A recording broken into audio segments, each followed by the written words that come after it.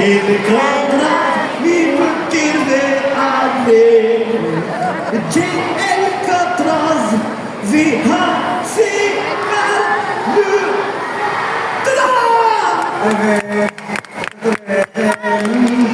והסיגר רמזי, אנחנו באמצע טקס, הקהל מחכה, אני נתקעתי בלי הופעה. בבקשה, תעזוב את המקום. אני יכול. מה זה? אני יכול את הדבר הזה שאמרת. אתה תעמוד עכשיו עם 9,000 איש? יעלה, בני 9,000. זה יום שישי טיפוסי בסופר. טוב, איך תפעיל אותם? מה זאת אומרת? יש לי פלטה שלמה של כישרונות. כמו למשל... אתה יודע שאני שולף השפריצרים המהיר ביותר במערב יבנה? אתה מזלזל, קבל.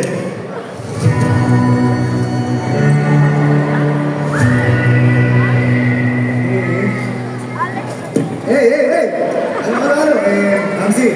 זה פרזנסטה. רמזי, קום בבקשה. זה פרזנסטה. רמזי, כישרון אמיתי, יש לך? כישרון אמיתי, בטח. אני יודע גם לעשות סטנד-אפ. בעברית מצחק. אוקיי? קבל, תראי, זה משהו טוב. איך מחממים לקליקייה? איך? אומרים לה, וואי, את לא יודעת מה, שניצל אמר.